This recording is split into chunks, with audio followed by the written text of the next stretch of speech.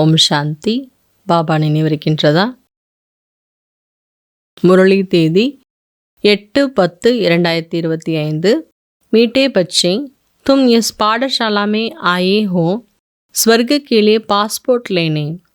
आत्मा अभिमानी बनो और अपना नाम रजिस्टर में नोट करा दो तो स्वर्ग में आ जाएंगे। பாபா சொல்கிறாங்க, இனிமையான குழந்தைகளே, நீங்கள் இந்த பாடசாலைக்கு வந்திருக்கின்றீர்கள் ஸ்வர்க்கத்திற்கான பாஸ்போர்ட் வாங்குவதற்காக. ஆத்ம அபிமானி ஆகுங்கள் மற்றும் தன்னுடைய பெயரை ரெஜிஸ்டரில் நோட் செய்யுங்கள், அப்பொழுது ஸ்வர்க்கத்தில் வந்துவிடுவீர்கள். प्रश्न, कौन सी स्मृति न रहने कारण बच्चे बाबा का रिगार्ड नहीं रखते हैं? கேள்வி, எப்பேற்பட்ட ஒரு நினைவு இல்லாத காரணத்தினால் குழந்தைகள் பாபாவிற்கு மரியாதை கொடுப்பது இல்லை? उत्तर, कई बच्चों को यही स्मृति नहीं रखती कि जिसको सारी दुनिया पुकार रही है, याद कर रही है, वही ऊंचते ऊंच बाबा हम बच्चों की सेवा में उपस्थित हुआ. பாபா சில குழந்தைகளுக்கு இந்த விஷயம் ஞாபகத்திலே இருக்க மாட்டேங்குது. முழு உலகமே யாரை அழைத்து கொண்டிருக்கின்றதோ, யாரை நினைத்து கொண்டிருக்கின்றதோ, அந்த உயர்ந்திலும் உயர்ந்த பாபா நம்முடைய சேவைக்காக ஆஜராயிருக்காரு என்ற விஷயமே ஞாபகம் இருக்க மாட்டேங்குது. ये निश्चय नंबरवार है, जितना जिसको निश्चय है उतना रिगार्ड रखते हैं. இந்த நம்பிக்கையில் நம்பர்வார் ஏற்படுது. உலகமே யாரை தேடிட்டுருக்கு, உலகமே யாரை கூப்பிட்டுருக்கு, உலகமே யாரை நினச்சிட்ருக்கு, அவர் எனக்கு சேவா பண்ணுறதுக்காக எப்பொழுதும் தயாராக இருக்காருங்கிற விஷயத்த நம்பிக்கையோட நினைக்கிறதுல கூட நம்பர்வார் இருக்கிறது. இப்போ எந்தளவுக்கு யாருக்கு நம்பிக்கை இருக்குது அந்தளவுக்கு அவங்க பாபாவுக்கு மரியாதை கொடுப்பாங்க. கீத் பாடல், ஜோ பியா கே சாத் ஹே, யார் தந்தையுடன் இருக்கின்றார்கள். ओम शांति। सब बच्चे ज्ञान सागर के साथ तो है ही, इतने सब बच्चे एक जहाँ तो रह नहीं सकते, बल जो साथ हैं वो नज़दीक में डायरेक्ट ज्ञान सुनते हैं, जो दूर हैं उन्हों को देर से मिलता है. பாபா சொல்கிறாங்க, ஓம் சாந்தி. அனைத்து குழந்தைகளுமே ஞான கடலோடு தான் இருக்கிறோம். இத்தனை குழந்தைகள் ஒரே இடத்துல இருக்க முடியாது இல்லையா? பாபா கூட தான் இருக்கும். ஆனால் யார் பாபா பக்கத்தில் கூடவே இருக்கிறாங்க, அவங்க டைரெக்டாக ஞானத்தை கேட்டுட்ருக்குறாங்க. யார் தூரத்தில் இருக்கிறவங்க அவங்க கொஞ்சம் லேட்டாக வேணால் கேட்பாங்க. அதற்காக அப்படி இல்லை, பாபா பக்கத்துலேயே பாபா கூடவே இருந்தோன்னா முன்னேற்றத்தை அடைஞ்சிருவோம், தூரத்தில் இருக்கவங்க கொஞ்சம் லேட்டாக தான் முன்னேறுவாங்க, இல்லை குறைவான முன்னேற்றம் தான் இருக்கும் அப்படிங்கிறது கிடையாது. ப்ராக்டிக்கல் देखा जाता है, जो दूर है वो जास्ती पढ़ते हैं और उन्नति को पाते हैं, इतना जरूर है बेहद का बाबा यहाँ है. ஆனால் பாபா கூட ப்ராக்டிக்கலாக பார்க்குறாரு. யார் தூரத்தில் இருக்காங்க அவங்க ஜாஸ்தி படிச்சிடுறாங்க, முன்னேற்றத்தை அடைஞ்சிடுறாங்க. ஆனால் நம்ம இந்தளவுக்கு கரெக்டாக புரிஞ்சுக்கணும், எல்லைக்கு அப்பாற்பட்ட பாபா இங்கே தான் இருக்கார், நம்ம கூட தான் இருக்கிறாரு.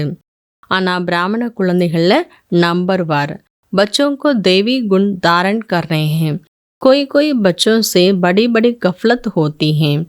குழந்தைகள் கண்டிப்பாக தெய்வீ குணங்களை கடைபிடிக்கணும். சில குழந்தைகளால் பெரிய பெரிய கவனக்குறைவு தவறுகள் கூட ஏற்பட்டுடுது. समझते हैं बेहद का बाबा जिसको सारी सृष्टि याद करते हैं, वो हमारी सेवा में उपस्थित हैं, हमको ऊंचते ऊंच बनाने का मार्ग बताते हैं. எல்லைக்கு பாற்பட்ட பாபா சிருஷ்டியை அவரைத்தான் உலகமே நினச்சிட்டு இருக்கிறது. ஆனால் அவர் நம்ம சேவையில் ஆஜராயிருக்காருன்னு புரிஞ்சிட்டு இருந்தாலும் கூட, உயர்ந்த வழியை காட்டிட்டு இருக்கார் என்பதை தெரிஞ்சிட்டு இருந்தாலும் கூட, பாபா ரொம்ப அன்பாக புரிய வைக்கிறாரு என்பதை புரிஞ்சிட்டாலும் கூட அவ்வளோ மரியாதையை பாபா கொடுக்க மாட்டுறாங்க. बांदेनियाँ कितना मार खाती हैं, तड़पती हैं, फिर भी याद में रख अच्छा उठा लेती हैं, पद भी ऊंच बन जाते हैं. பாருங்க, பந்தனத்தில் இருக்கக்கூடியவங்க எவ்வளோ அடி வாங்குறாங்க, எவ்வளோ சண்டை நடக்கிறது, எவ்வளோ கஷ்டப்படுறாங்க, எவ்வளோ துடிக்கிறாங்க. ஆனாலும் கூட பாபா நினைவிலிருந்து முன்னேற்றத்தை அடைஞ்சிடுறாங்க, உயர்ந்த பதவியை அடைஞ்சிடுறாங்க. बाबा सबके लिए कहते हैं नंबरवार पुरुषार्थ अनुसार तो हैं. பாபா எல்லாருக்காகவும் சொல்லலை. ஏன்னா குழந்தைகளுடைய முயற்சிங்கிறது நம்பர் வாராக இருக்கிறது. बाप बच्चों को सावधान करते हैं सब तो एक जैसा हो नहीं सकते हैं. பாபா எல்லாரையும் சொல்லலை எனக்கு மரியாதை கொடுக்கல அப்படின்னு எல்லாரையும் சொல்லலை.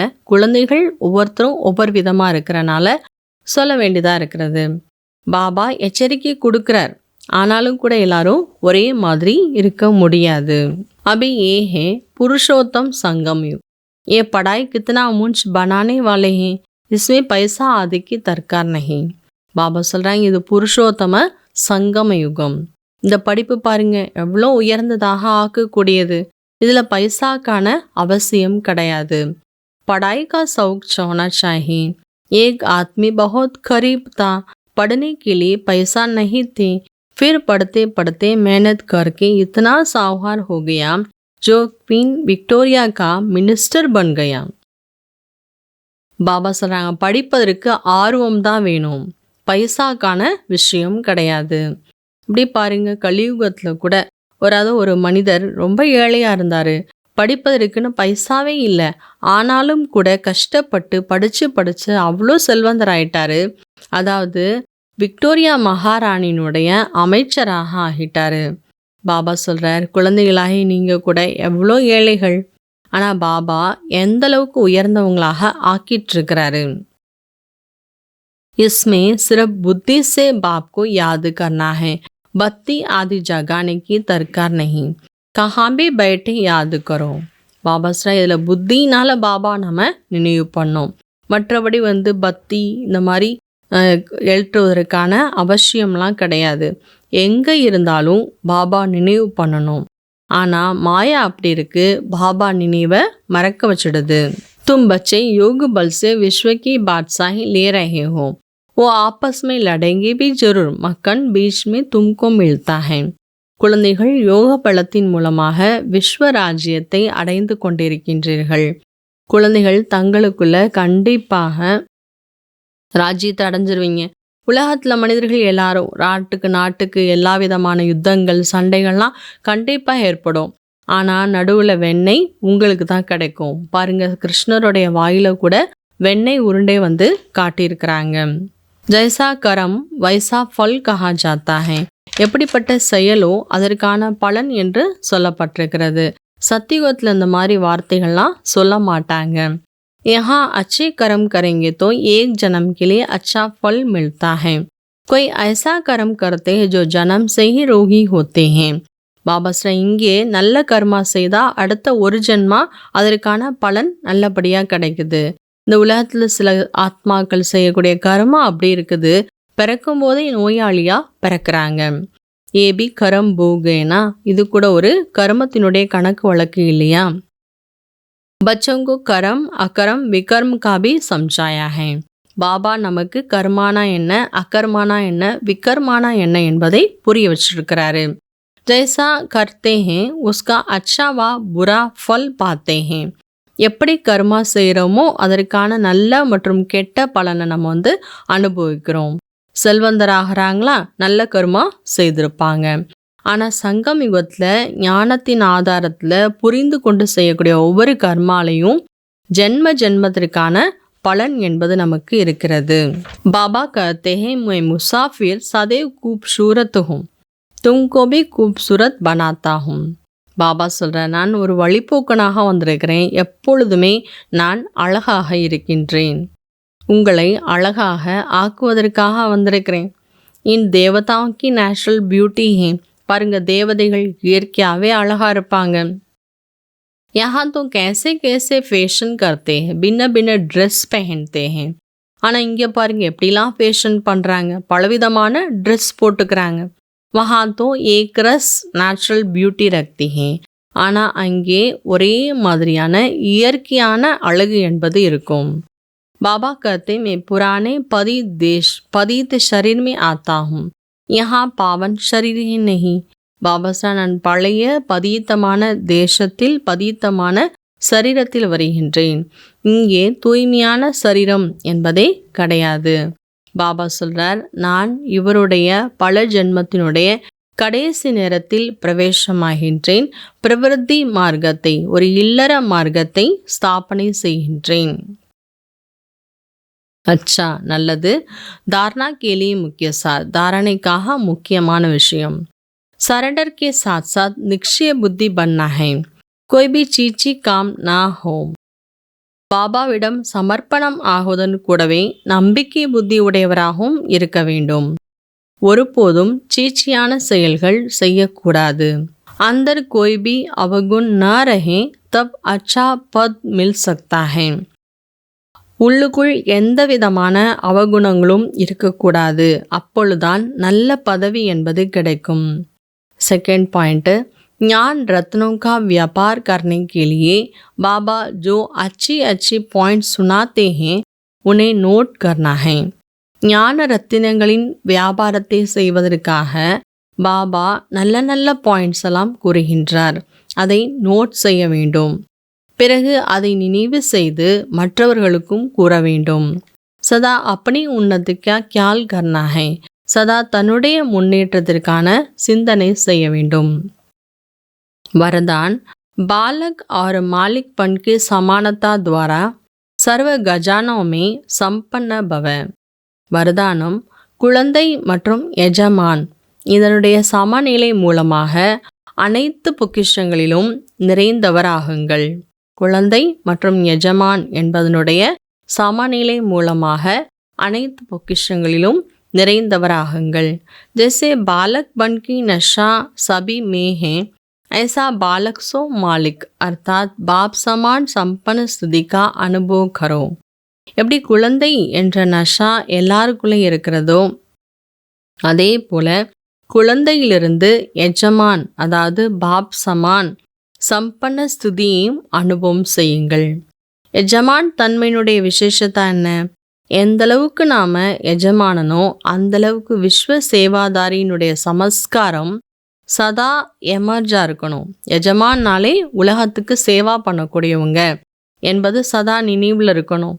எஜமான் என்ற நஷா மற்றும் விஸ்வ சேவாதாரி என்ற நஷா சமான் ரூபத்தில் இருந்தால் தான் பாப் சமான்னே சொல்லலாம். குழந்தை மற்றும் எஜமான் இந்த ரெண்டு ஸ்வரூபம் சதா உங்களுக்கு பிரத்யக்ஷ செயலில் வரணும். அப்போ தான் பாப் சமான் எல்லா பொக்கிஷங்களையும் சம்பன்ன ஸ்திதியை நாம் அனுபவம் செய்ய முடியும்.